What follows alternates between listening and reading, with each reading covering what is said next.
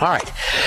So we left off talking about the reasons that the thyroid gets messed up. We're talking about osteoporosis and how it's linked to the rest of the body. Osteoporosis is a classic, iconic degenerative disease. And just let me point out, folks, you don't have to have osteoporosis to be benefiting from some of the things we're talking about here today, because osteoporosis is just like a poster child. It's just like a classic example of how the body breaks down. The body breaks down, degeneration occurs in the body after the 3 points of the triangle of disease are hit. Point 1, the digestive system. Point 2, the blood sugar system. And point 3, the adrenal thyroid complex. Now, hypothyroidism is a huge, huge problem in this country, and it's been a huge problem in this country for at least 100 years. Dr. Broda Barnes wrote a book 50 years or 40 years ago, I believe, maybe the 60s or 70s, called The Hidden Epidemic, and the problem is still the same.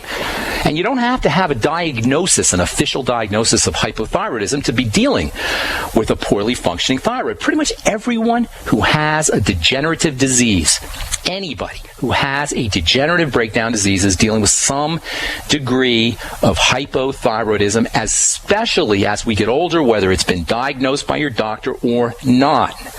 Now, we hear a lot about iodine deficiency, and as we said on our last program, iodine is not found in really great abundance in the Earth's crust.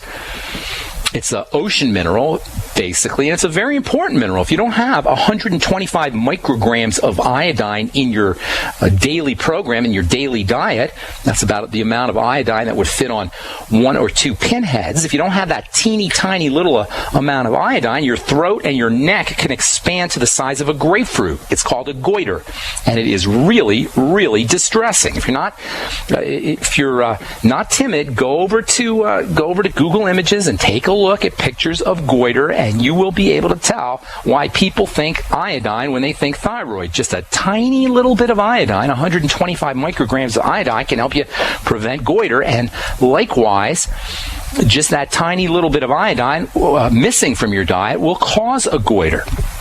Now, the problem is you may be able to avoid goiter, avoid a frank thyroid iodine deficiency with just 125 micrograms of iodine a day, but that's not enough iodine to run the rest of your body, especially your glands. And this is why it's a very smart idea to use iodine supplements.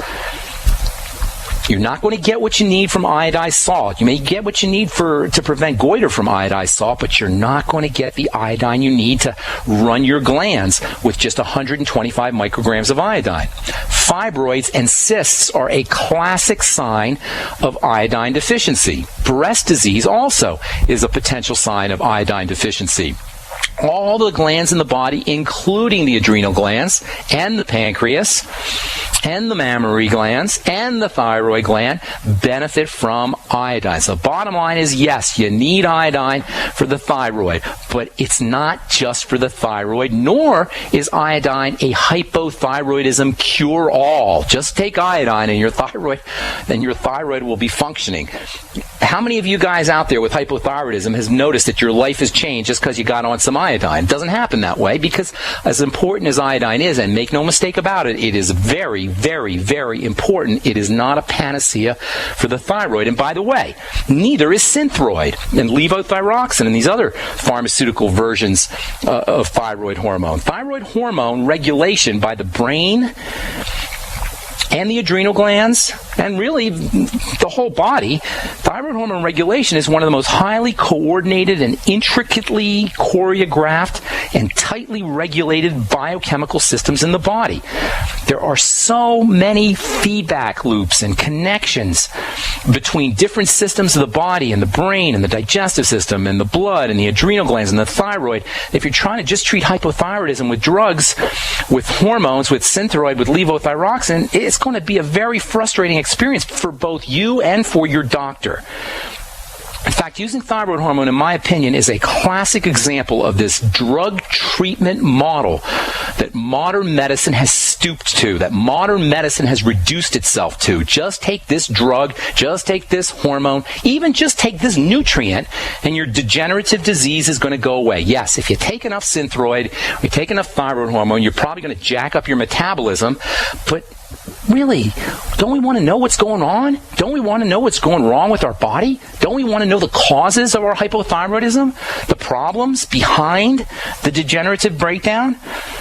The main cause of hypothyroidism, as we said yesterday, is the body's destruction, self-destruction of its own thyroid, autoimmunity. And when you think autoimmunity, as we said on our last program, you want to think food and digestion. Indeed, as we've said every single time we talk about autoimmunity, think food, think digestion. What we call food is made up of exactly the same stuff that our thyroid is made up of.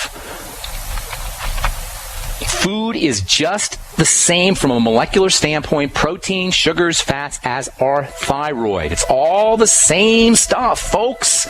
So when your body reacts to food because it's not being processed correctly, there's a very good chance it's going to react to something in the body as well, which looks similar to the body. This is what autoimmunity is. Autoimmunity means, for the most part, foods that aren't getting digested and aren't getting processed. All right, I'm Pharmacist Ben. We're coming back with more good health information right after this. Don't go away. All right, so hypothyroidism is behind much of what we call degenerative disease. Hypothyroidism is the jumping off point from the triangle of disease to all degenerative disease.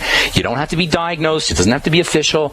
And taking Synthroid and taking iodine is not necessarily going to help you if you have some kind of systemic issue, some kind of digestive issue, blood sugar issue that's preceding your hypothyroidism. It doesn't really matter if you take Synthroid or iodine, although you may be able to jack up your metabolism if you do take enough thyroid hormone. The first thing you want to do if you're dealing with hypothyroidism is figure out what's going on in your digestive system, as always. And then secondly, you want to start to stabilize the blood sugar system. The main causes of hypothyroidism are autoimmunity. 90% of hypothyroidism is autoimmune. Iodine deficiency sometimes is behind hypothyroidism, especially if you live in the Midwest or you're not eating a lot of seafood, iodine being an ocean type of mineral. The third reason behind hypothyroidism is chronic and excessive adrenal activity, adrenal fatigue. The adrenal glands help the body cope with stresses. And if you're dealing with an adrenal problem, first of all, if you're dealing with an adrenal problem, you're probably going to be undernutriated. The adrenal glands are utilizing large amounts of iodine. So if you're dealing with an adrenal problem, your adrenal glands are running 24/7, like with most of us in our high-stress 21st century lifestyle. Chances are you're going to be burning through nutrients, especially iodine, but also vitamin C and the B complex and vitamin B5 and vitamin B12. The best thing we can do for our adrenal glands, which are our regulatory glands for emergencies, the best thing we can do is chill out, relax. Keep the body revving at a lower gear. Slow things down. Eat less. Breathe more. Focusing on the out breath is a great way to emphasize relaxation. The parasympathetic nervous system, that's the relaxation nervous system, is activated by the exhale. The stress nervous system is activated by the inhale. So by inhaling or by exhaling a little bit more than you're inhaling, you can put the emphasis, the biochemical emphasis, on the relaxation nervous system. Notice as you're breathing and you're doing your deep breathing techniques, notice that the relaxation part of deep breathing occurs as you are exhaling. So focus more on the out-breath and the in-breath. Take baths, warm baths. Sip on salt water. Sip on the Beyond Tangy Tangerine. These are all wonderful strategies for dealing with the adrenal glands.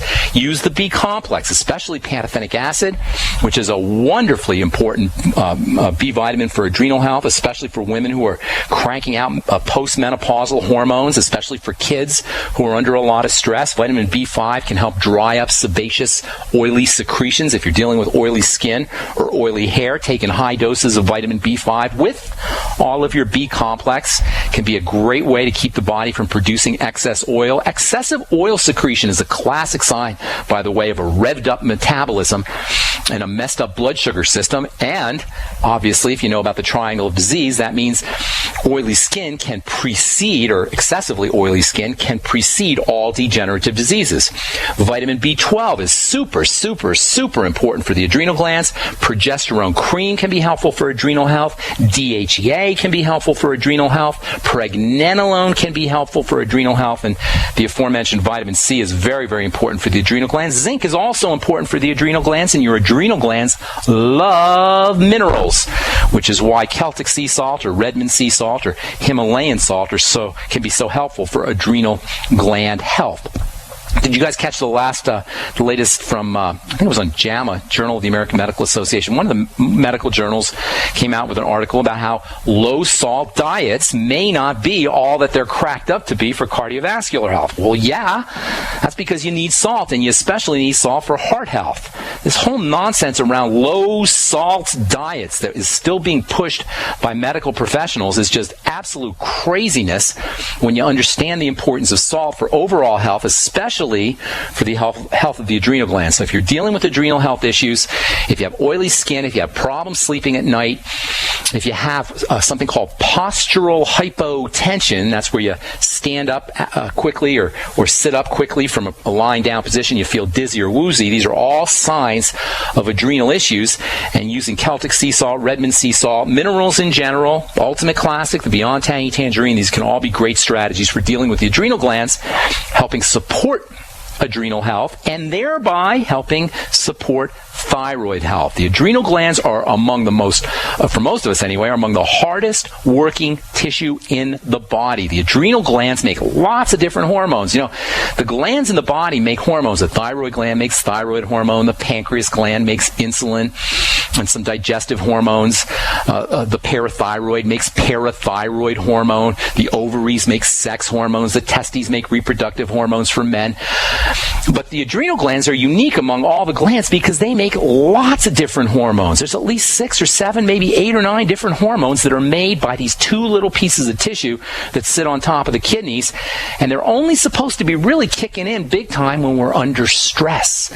So if you're dealing with adrenal fatigue issues, as I said, problems sleeping or problems with dizziness or perhaps salt cravings, if you're dealing with adrenal stress, that means your body is really stressed out. You are on the road to hypothyroidism, and from there, you're on the road to every single degenerative disease you can name. The adrenal glands are making hormones of growth, hormones of repair, hormones of fertility, hormones of immunity, and they're making hormones of emergency and survival and threat. They're making testosterone, they're making progesterone, they're making estrogen, and they're making cortisol and adrenaline.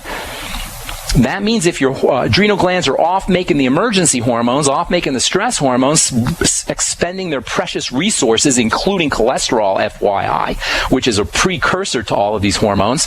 If your adrenal glands are spending their cholesterol cash making estrogen and making cortisol and making adrenaline, they're not going to have the resources to make the youth and repair and fertility and growth hormones that we all want. And on top of all of that, you're running the risk of having your thyroid, which is your main regulatory gland, start to become suppressed.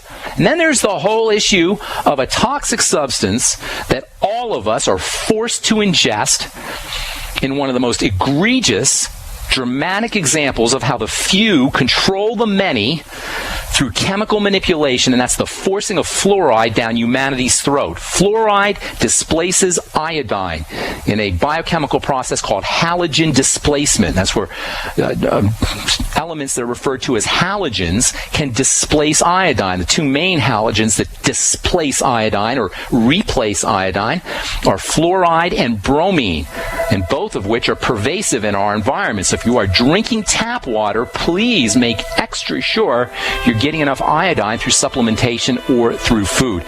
I'm Pharmacist Ben. You're listening to The Bright Side. Got so much more to talk about with halogen displacement. And then I want to tell you about a mineral that gets very little press when it comes to helping us with build our bones and helping with osteoporosis. I'm Pharmacist Ben. You're listening to The Bright Side.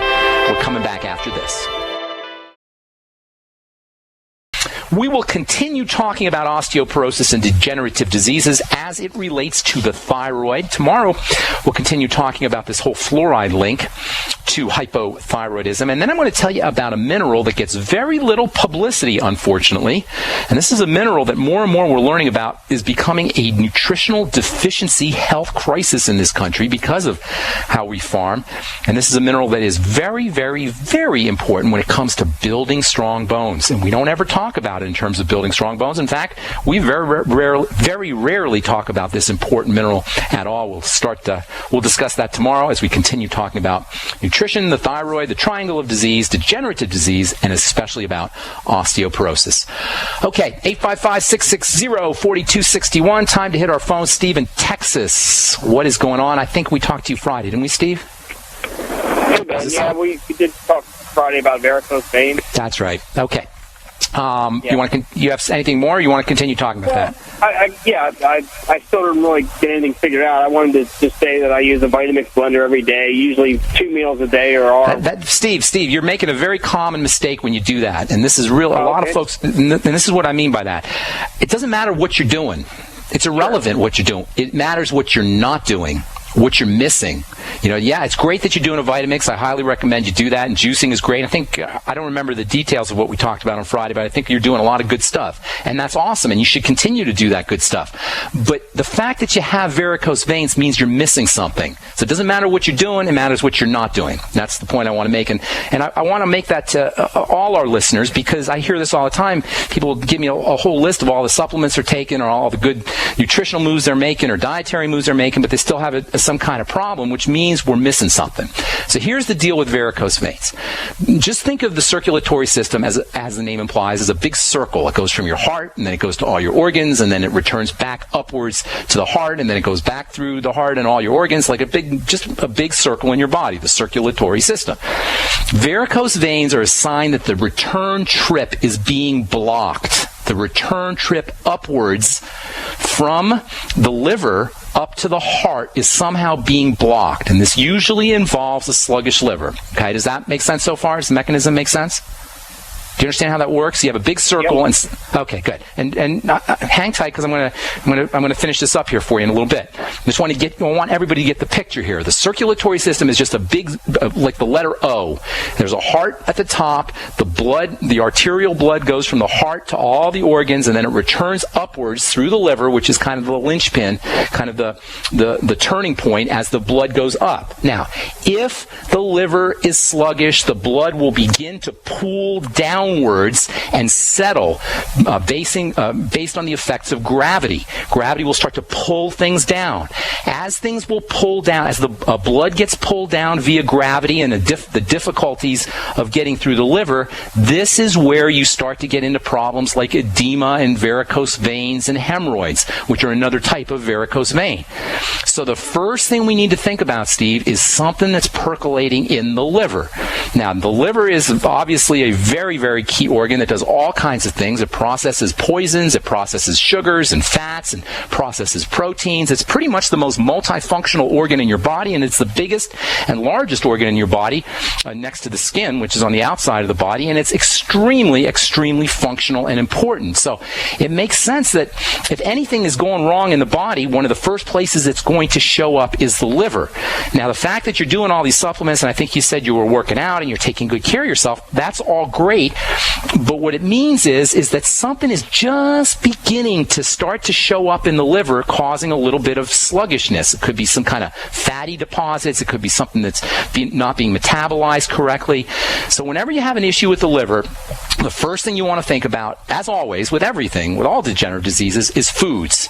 And it's the easiest place to work. Now, if we really want to get a good picture of what's happening in your body, Steve, we need to triangulate. And by triangulate, I mean we need to have multiple points. So varicose veins are 1 point. We need 2 more points. Is there anything else you can come up with that'll allow us to form a picture, a three-dimensional picture of what's going on in your body, so we can triangulate and get 3 points and kind of figure out what's happening, get an image of what's happening inside the body. Anything else that you can think of? Well, I come in contact with a lot of chlorine. I don't know if that No, I mean symptoms. No, Steve, okay. Listen, symptoms. Sure. No, not. Okay, well, that's your homework, buddy. That's your homework, because I can tell you the logic of a varicose vein is that something is clogging up the liver and keeping the blood from making its full circle in a smooth and easy fashion. I can tell you that, but until I have a couple other points, I can't see exactly what's happening inside the body. So your homework is you don't have just varicose veins. Nobody just has varicose veins. There's no way that all of the valves in the vein can become defective at the same time unless there's something else going on in your system. So it's just that you're missing a couple of things. So spend a couple of 24 hours, maybe 48 hours, try to put together a couple symptoms, and you can either call us back or you can shoot me an email. I think did you send me an email, Steve? Yeah, I did. Okay, did you put your phone number on there? I did. All right, so you have two options here. I can deal with you personally on the phone, which I'm glad to do, or you can help all our listeners if you can come up with two symptoms, at least two. If you can come up with more, that's even better. There's two other things that are going on in your body, and so we can form a picture of what's happening, a three-dimensional picture of what's happening, rather than just trying to treat the varicose veins out of context. Now, if you can't think of anything else, then what you really want to focus on is the liver, because it means blood is not getting through the liver to make it on the return trip, and it's pooling back downwards. That's the mechanism of varicose veins. That is the only mechanism of varicose veins, really, is that blood is not making its round trip, its return trip back to the heart effectively, and it's starting to pool downwards. So if you can come up with a couple other symptoms, that would be great, and that would help us form a picture. If not, then I would highly recommend you figure out what the heck is getting into your liver, and usually that means something through the digestive system, or it could be a medicine. Are you on any medications or anything? No, zero. Okay, good. Yeah, no, it sounds like you're a healthy guy, and so this is all great news. The supplements you're doing and the Vitamix and how you're taking care of yourself, that's all great news. So if we just figure out what is getting into the system that's clogging up the liver and keeping the blood from making that return flow, then we should be able to take care of you pretty easily. All right, so spend a couple of days, give it 24, 48 hours. You can either write me back. I'd prefer if you call so we could help some other folks, but either way, we'll put together a picture and we'll see what's going on. Other than that, you're dealing with a liver issue, and that's what you want to focus on. Thanks so much for calling. Appreciate it, Steve, and hope we can help you out. All right, Pam in Michigan, what is up? How you doing this morning? And welcome to the bright side. Hello. Hello, Pam. What's cooking? Okay, well, I can totally relate to everything you're talking about today. Great show. Thank you. Thank you. I spoke to you before, and I was seeing myself as though I had yeast, and I went to the gynecologist, and he said it could be Lichen sclerosis. Lichen sclerosis. Okay. On the genitals? Yes. Okay, hang tight. I'll tell you about lichen sclerosis when we come back from our break. I'm Pharmacist Ben. You're listening to The Bright Side on the Genesis Communication Network. We'll be back after this. All right, we're back on The Bright Side. Pam is it Michigan, Pam? Yes. Hi, Pam. So lichen sclerosis, first of all, most sufferers of lichen sclerosis are women, so that usually tells us that there's some kind of estrogen component. The latest literature on lichen sclerosis indicates that it's of autoimmune etiology or cause. So I'm going to ask you what I asked Steve. What else is going on? Any other symptoms that you can come up with so we can put together a picture of what's happening in your body? Chances are you don't just have lichen sclerosis. Okay, right. Well, I've been on Wellbutrin for 20 years. Okay. Omeprazole for 15 years. Thyroid for about 15. Oh, geez. Okay, so we don't even.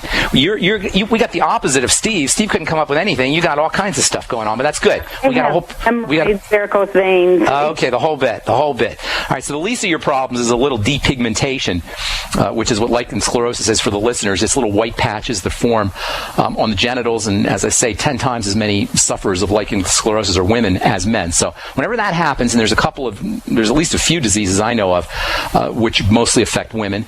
I always think of the hormone estrogen. Estrogen is a female hormone predominantly, and it is also a stress hormone. So it sounds like you got some serious stressors going on in the system.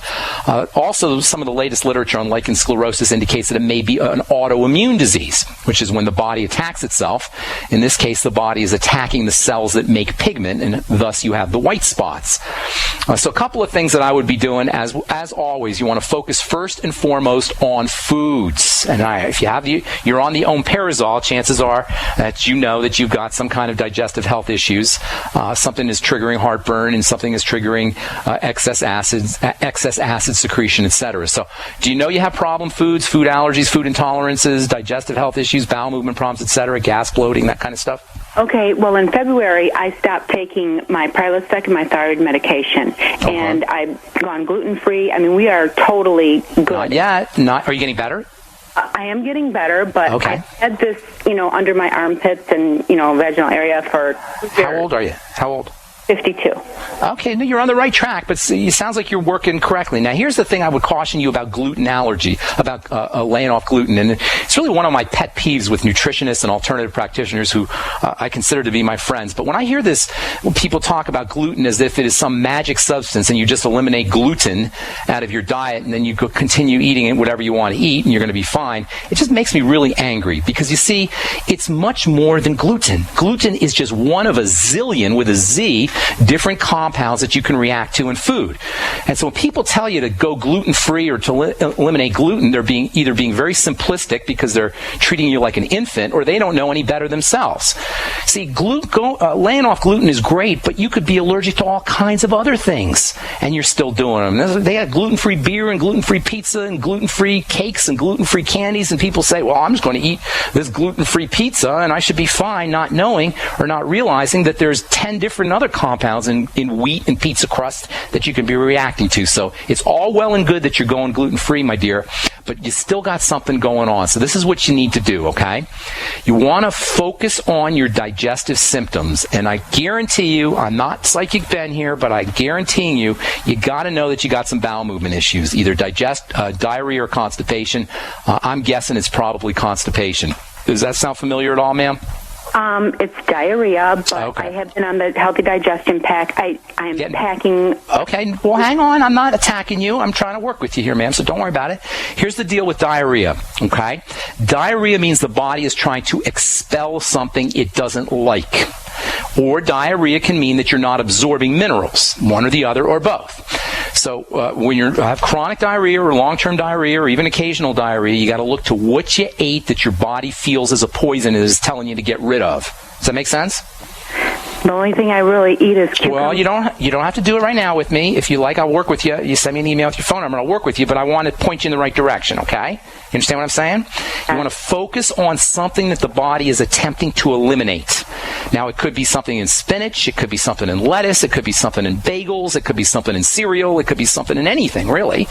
But the point is after you have a loose stool, write down in your little, get yourself a little notebook and write down what you ate a couple of hours before you had the loose stool, even 3, 4, 5 hours before you had the loose stool. And keep doing it. It may take you 3 or 4 or 5 loose stools to figure out, oh my gosh, every time I have corn, I have diarrhea. Every time I have oatmeal, I have diarrhea. Every time I have oranges, I have diarrhea. So you're going to have to make that link for yourself, but I'm pointing you in the right direction. The second thing is, if you are on the Healthy Start Pack, and that includes the Beyond Tangy Tangerine, did you say the Healthy Digestion or Healthy Start? I'm on the blood sugar, the digestion, and selenium. Okay, you're taking the BTT, though, or the Ultimate Classic, one of the mineral drinks? BTT. Okay, so it may be that you're not absorbing minerals, and as we've said before, if you don't absorb minerals, they'll pass through your intestine and they'll cause a little bit of diarrhea. Either way, your diarrhea, your loose stool, is your best friend in the world. It's better for you than any doctor. It's better for you than any pharmacist on the radio. It's better for you than anybody because it is your own personal health guide. It's your own personal health guru. Your diarrhea is your health guru because your diarrhea will tell you when you're on the right track or when you're on the wrong track. Does that make sense? You follow that logic? I do. Your loose stool is your best indicator to what you're eating incorrectly. Every time you have a loose stool, backtrack, what did you eat? And then that's a food that you need to eliminate. If you're not on the absolute finest probiotic you could find, which I consider to be the Nightly Essence from Youngevity, if you're not on an 80 billion units a day, start today. Don't waste any time. Get yourself on an 80 billion unit a day, multiple strain of bacteria probiotic program, and then use fermented foods all day long. That is miso, tempeh, kimchi, natto soup, any tofu, anything that's fermented. Actually, I don't think tofu's fermented. Scratch that. Anything that's fermented. Cabbage soup is wonderful for soothing the digestive tract. Cabbage juices can be helpful. If you don't have a Vitamix, get yourself a Vitamix and make yourself veggie soups. Keeping in mind, however, you can have a loose stool, you can have digestive problems in response to vegetation and plants just as much as you can to milk and to grains and to more classic associated digestive triggers. So vegetables can be a problem, fruits can be a problem. You just have to see what's problematic for you. All right, so focus on the digestive system, number one. If you want to do something for your immune system directly, use vitamin C, but caution with too much vitamin C because too much vitamin C can cause loose stool. So if you're going to use vitamin C, try and do it in divided doses. Vitamin E, 400 international units a day.